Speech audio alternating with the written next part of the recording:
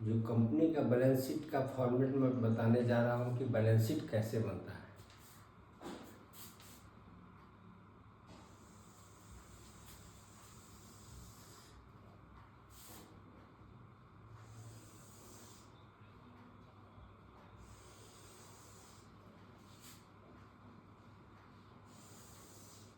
सबसे पहले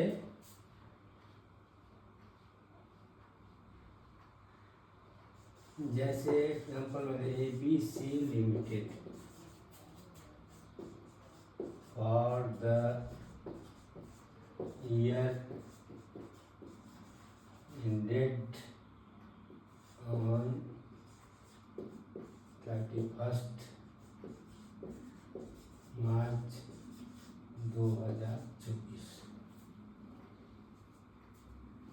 सबसे पहले आता है लायबिलिटीज,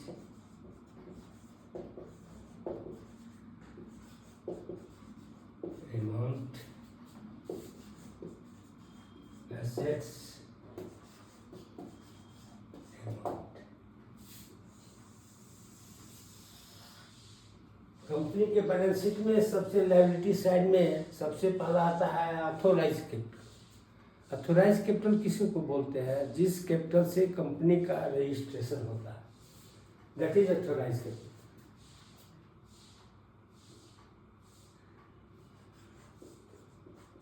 तो right capital 50,000 shares at the rate of 10 each।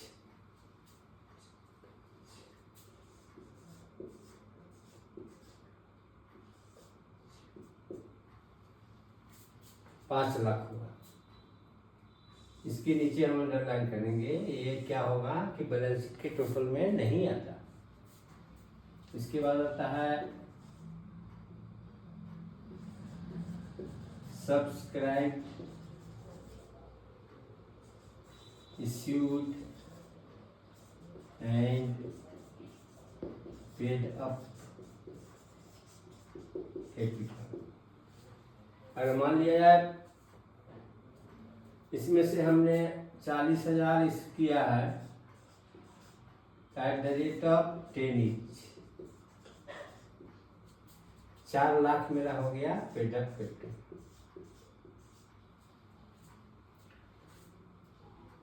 उसके बाद आता है reserve and surplus. Reserve and surplus, reserve and surplus में क्या होगा? कंपनी का जो प्रॉफिट है, जनरल रिजर्व है, शेयर प्रीमियम है, ये सब हमारा रिजर्व एंड सरप्लस में जाएगा।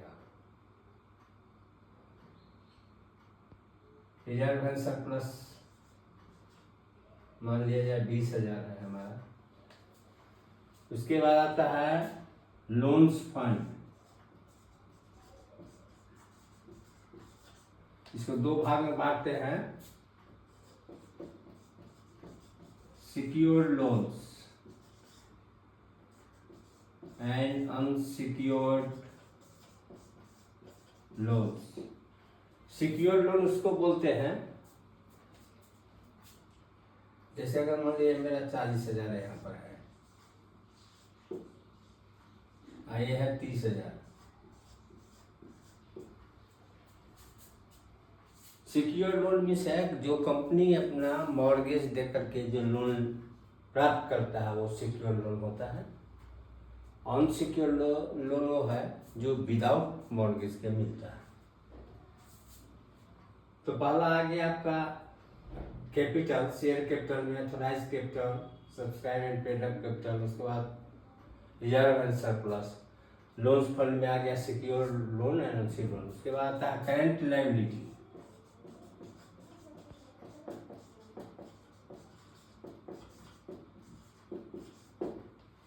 इसका डिटेल्स हम बाद में आपको बता दे रहे हैं। करेंट लायबिलिटी में आता है जैसे संधि क्रेडिटर हो गया, बिल्स पेबल हो गया, ये सब आता है मेरा current liability and provisions. Provision में हमारा आता है इनकम टैक्स का प्रोविजन, बैड डेब्ट्स का प्रोविजन। इस तरह से करंट लायबिलिटी एंड प्रोविजन में मान लिया जाए यहाँ पर 1,00,000 है, सब मिला के करंट लायबिलिटी प्रोविजन मिला करके, तो यहाँ पर मेरा जो टोटल हो गया 4 1 5 5,60,000 0 0 0 0 2 4 6 3 9 5,90,000 5,90,000 मेरा लायबिलिटी साइड का टोटल हो गया। तो इस तरह से बैलेंस शीट का जो फॉर्मेट है, सबसे पहले आ गया शेयर कैपिटल, उसके बाद आता है रिजर्व एंड सरप्लस, उसके बाद आता है लोन्स फंड में secure loan and unsecure loan, और current liability and provision. Provision में करंट लायबिलिटी में sundry creditors, bills payable, other liability, और प्रोविजन में इनकम टैक्स का प्रोविजन, बैड डेब्ट्स का प्रोविजन, ये सब मेरा इधर आएगा। इस तरह से लायबिलिटी साइड का मेरा टोटल हो गया। इस इधर एसेट साइड में सबसे पहले हम गुडविल ले लेंगे। जैसे गुडविल मान लो यहाँ पर मेरा 50,000 है। उसके बाद आता है फिक्स एसेट्स लेस डेप्रिसिएशन।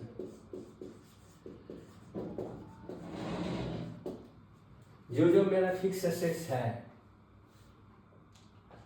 उसमें डेप्रिसिएशन जो मेरा दिया रहेगा उसको हम माइनस करके हम लेते हैं। अगर मान लिया टोटल फिक्स एसेट्स मेरा है 1,00,000,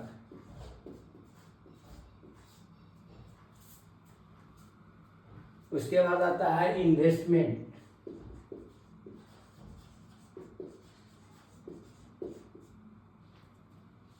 इन्वेस्टमेंट मेरा मान 50,000 है।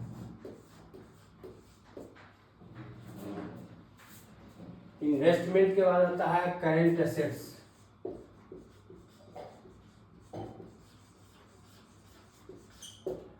And loans and advances. Current assets मेरा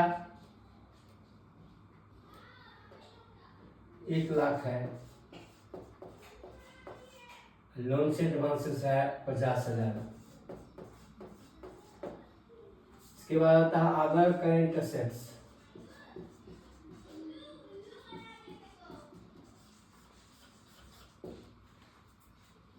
अदर करंट एसेट्स। इसके बाद आता है लास्ट में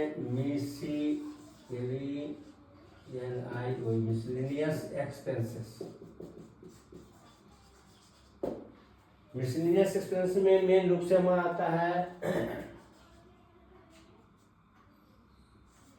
discount on issue of shares and debentures,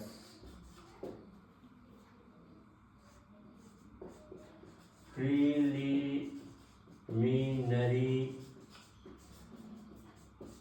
expenses. तीसरा आ जाएगा profit and loss DR balance.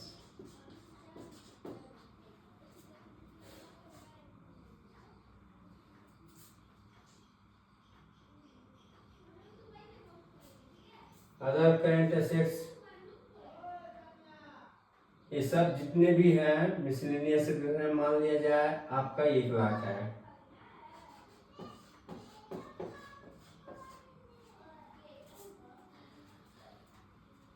1 2 3 4 4.5।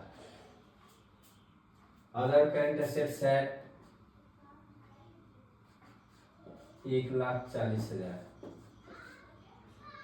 Total मेरा हो गया आपका 5,90,000।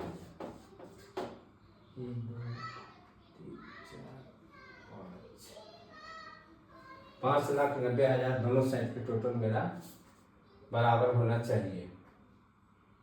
तो इस तरह से हम आपको इधर डिटेल में करेंट एसेट्स मेरा कंपनी का बैलेंस शीट मेरा बन गया। ये जो फॉर्मेट है उसको हमको याद रखना है। और ये कंपनी का बैलेंस शीट जो है मेन होता है, और बैलेंस शीट तो जानते हैं फाइनेंशियल पोजीशन को बताता है। तो अब हम अलग से आपको करेंट एसेट्स में क्या क्या आता है और करेंट लायबिलिटी में क्या क्या आता है ये बताने जा रहा हूँ।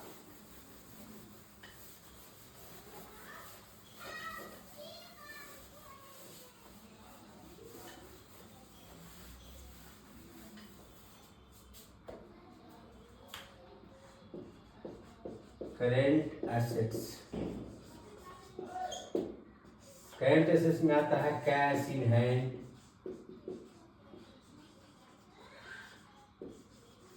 Cash at bank,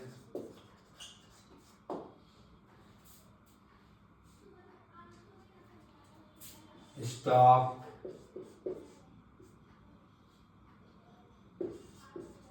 sundry debtors,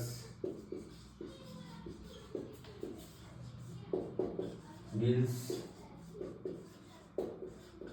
receivable. ये मेरा करंट एसेट्स में आ गया। करंट एसेट्स मीन्स है जो वो एसेट्स जो हमारा वर्किंग कैपिटल के लिए जरूरी है। वर्किंग कैपिटल में आप लोग जानते हैं वर्किंग कैपिटल बराबर होता है current assets minus current liability. जो हम बिजनेस में करंट एसेट्स को परचेज करने के लिए लगाएंगे वो हमारा हो जाएगा वर्किंग कैपिटल। करंट लायबिलिटी में क्या क्या आता है ये लिस्ट आपको याद रखना पड़ेगा। Sundry creditors,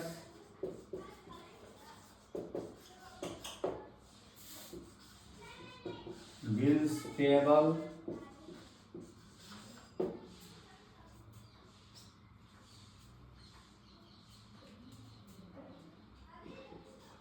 out spending expenses, other current liabilities. उसके बाद आपको ये जानना है कि अगर बैलेंस शीट में अगर मेरा फिक्स एसेट का ग्रॉस ब्लॉक दिया हो तो हम क्या करेंगे। ग्रॉस ब्लॉक दिया हो तो ग्रॉस ब्लॉक में हम क्या करेंगे, हर एक साल डेप्रिसिएशन माइनस करेंगे तो gross block minus depreciation net block होगा। जो नेट ब्लॉक होगा उस नेट ब्लॉक में हम ईच ईयर डेप्रिसिएशन चार्ज करेंगे। तो ये भी हमको डेप्रिसिएशन चार्ज करते समय हमको याद रखना है। और एक चीज लायबिलिटी साइड में है, लायबिलिटी साइड में एक debentures are given that will be shown balance sheet liabilities side। Debenture क्या है, डिवेंचर के माध्यम से कंपनी शेयर होल्डर से जो भी है उसका लोन कलेक्ट करता है। तो शेयर होल्डर जो होता है जो डिवेंचर खरीदता है उसको हम डिवेंचर होल्डर बोलते हैं। डिवेंचर होल्डर को डिवेंचर जारी किया जाता है। तो एक जी डिवेंचर दिया हो तो इसको हम क्या करेंगे, लायबिलिटी साइड में लोन्स फंड के नीचे डिवेंचर करके दिखाएंगे। इस तरह से कंपनी के बैलेंस शीट के बारे में डिटेल में आपका सब